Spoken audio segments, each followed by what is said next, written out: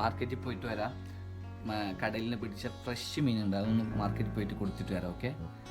Morning തന്നെ എൻ്റെ front വിളിച്ചിട്ടുണ്ടായിരുന്നു, അബി നിനക്ക് മാർക്കറ്റിൽ പോകാൻ പറ്റുമോ എന്ന്. അപ്പോൾ ഞാൻ പറഞ്ഞു ആ പോകാമല്ലോ. അപ്പോൾ ഞാൻ കുറച്ച് മോർണിംഗ് തന്നെ എണിച്ചിട്ടുണ്ടായിരുന്നു, അതുകൊണ്ട് ഞാൻ സമ്മതിച്ചിട്ടോ, ഇല്ലെങ്കിൽ ഞാൻ പോകാറില്ല, കുറവാണ് കേട്ടോ ഞാൻ പോകുന്നത്.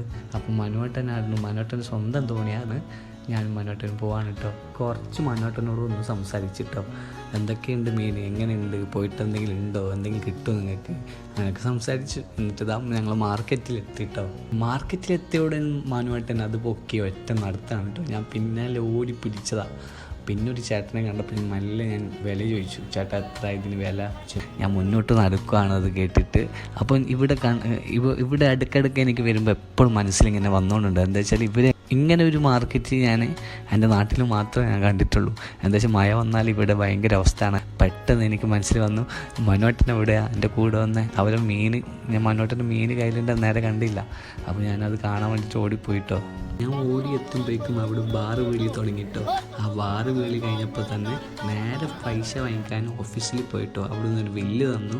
ആ ബില്ലാണ് ഇത് കേട്ടോ. ഇത് 2 മീനുണ്ടായിരുന്നു, വേറെ റേറ്റാണ് 2 മീനിനും. എന്നിട്ട് ഞങ്ങൾ ആ ക്യാഷും വാങ്ങിച്ചിട്ട് നേരെ പോയത് പമ്പിലേക്കാണ്. ഇത് വണ്ടിയിലേക്കില്ല, പെട്രോളല്ല, ഇത് തോണിയിലേക്കാണ്. എന്നിട്ട് നേരെ പോയത് ഞങ്ങൾ ദുർഗ ഹോട്ടലിലേക്കാണ് കേട്ടോ. ഇവിടെ രാവിലെ തന്നെ നല്ല പുലാവ് ഉണ്ട്, ഈ പുലാവ് കഴിക്കാത്തവർ കഴിക്കുക, അടിപൊളിയാണ് കേട്ടോ. എന്നിട്ടത് വാങ്ങിച്ചിട്ട് ഞങ്ങൾ നേരെ പോയത് മനുവേട്ടൻ്റെ വീട്ടിലേക്കാണ്. എന്നിട്ട് മനുവേട്ടൻ അവിടെ ഞാൻ ഇറക്കി, മനുവേട്ടൻ നേരെ വീട്ടിലോട്ട് പോയി. എന്നിട്ട് ഞാൻ വീട്ടിലേക്ക് എത്തി. ടേസ്റ്റി പുലാവ് കഴിക്കട്ടെ. എല്ലാവരും ബൈ ബൈ, അടുത്ത വീട്ടിൽ കാണാം, ബൈ.